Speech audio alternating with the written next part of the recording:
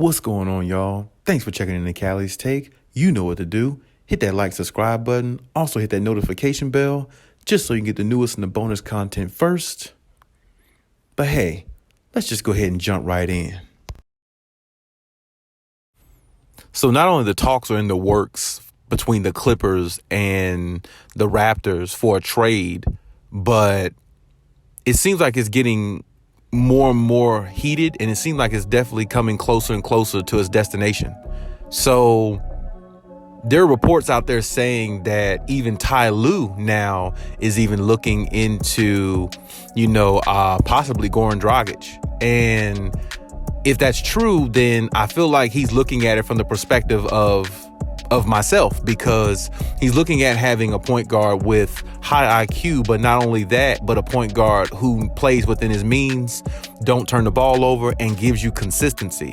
Now, the reports that are out in regards to a Clippers-Raptors trade would probably be a deal for Eric Bledsoe in exchange. And which it really would make sense, because Eric Bledsoe's contract is really, really minimal, and so is Goran Dragic. And all the rest that Goran Dragic has right now definitely bodes well for him and puts him in good position to be, a part of that trade and allow it to happen, because a lot of things have to go right for the Clippers to make a trade, because you got to understand they traded away so many, or gave away so many of their assets to acquire,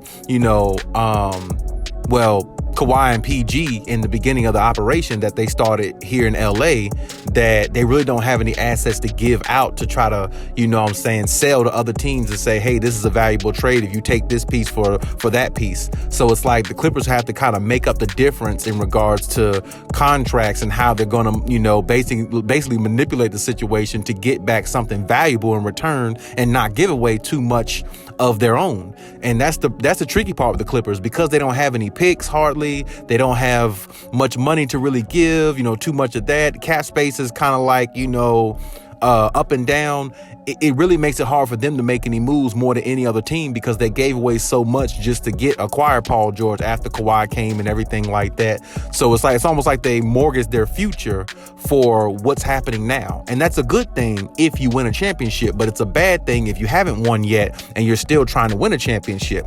And so far, the Clippers haven't won a championship. We know that, but they definitely have the opportunity to win one. But the only problem with that is, seems to me, health is going to be their biggest issue, or their biggest enemy. So if that's their biggest enemy, it's almost like they're fighting an uphill battle. And not saying they can't make it through it, because I feel like they could if they can get Kawhi and PG back on the floor.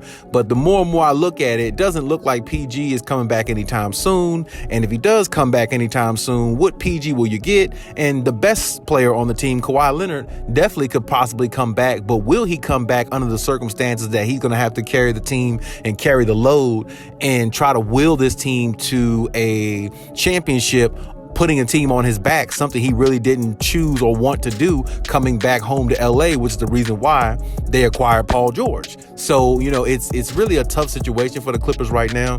Very, very tough for them in regards to what options do they have? Like, what's the best moves to make? What's the best situation to put themselves in to better their chances of winning a championship?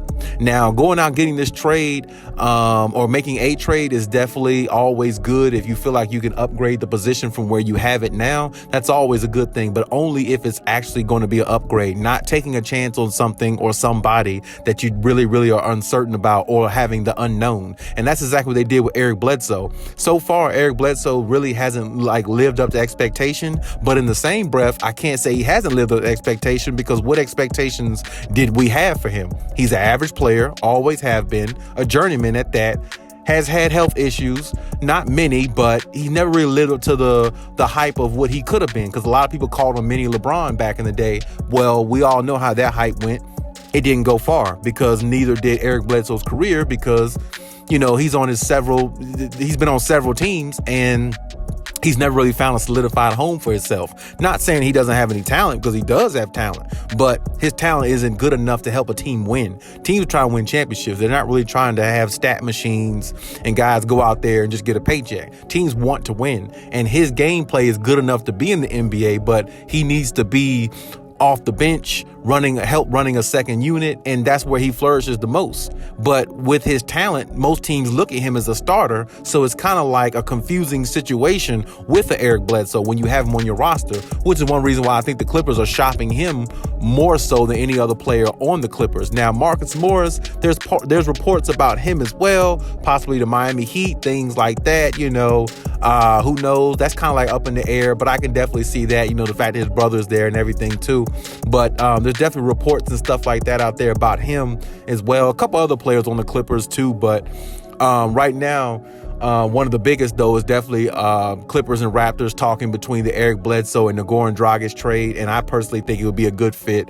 As I said before, I think Goran Dragic definitely would actually, you know, benefit the Clippers a lot more than even what some of Clipper Nation thinks, you know, because even though he's older, but he's still fresh. And the fact that he's coming in, the fact that he would be coming in if they made the trade, I mean, he would be fresh, ready to go, young. It seemed like he has young legs because he didn't play all season. And he would be ready to go for the playoffs and gear up and make a run if Kawhi and PG can come back. So you got to hope that those two come back, and you got to hope that they can make, you know, some noise in that way, in that factor. But we'll see how it goes, man, because it's really, really a condescending situation with the Clippers. Because like I said, it's hard for them to pull the trigger on anything, because even if they make a trade, what good is that going to do if Kawhi and PG don't return? That trade will be there, but now you have to shoot and punt this season and shoot for next year, and that's another season lost, and that's another season of opportunity lost in regards to winning the championship, and that's not what the Clippers are after. So I mean, you know, they're definitely going to have to try to figure some things out and try to figure out what's the most calculated, the most positive moves. But I mean, you know, we just have to see, man. It's really, really tough. It's really hard to call. It's really hard to say how things are going to go.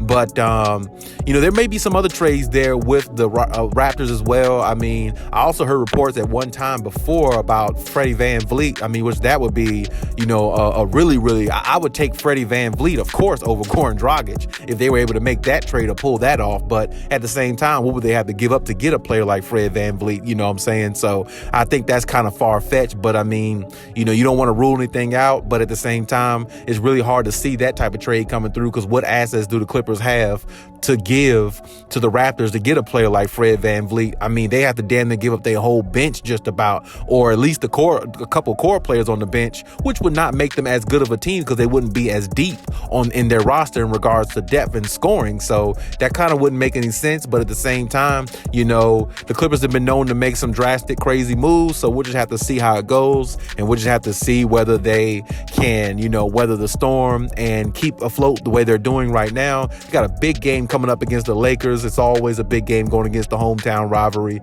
and I know they want to get that victory. But as I said before, certain players I don't think they need to trade. I've already mentioned those players. You've heard me say them. And I really hope they don't trade those core type players. But as I said before, we'll just have to see exactly how it goes. I do hope the trade goes through with the Eric Bledsoe and Eric Bledsoe trade for the Clippers and Raptors, because I really feel like I said, he's an upgrade from Eric Bledsoe, and he's a whole lot better player.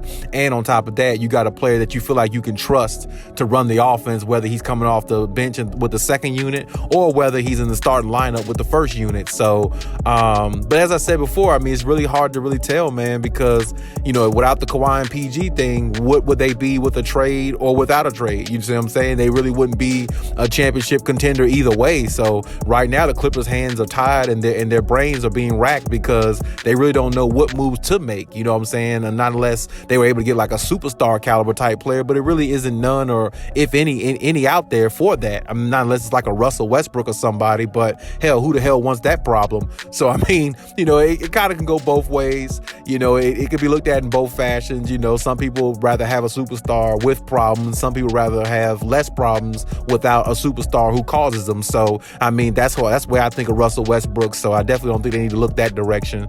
And, but like I said, we'll see how it goes, and we'll see how it pans out. And hopefully the Clippers make the right decision and good decisions that can actually help the team propel to championship status. But at the same time, we just got to see how it goes and what decision they make. But hey, that's my take on everything. Leave any comments in the comment section, as always. And hey, Khaliis out.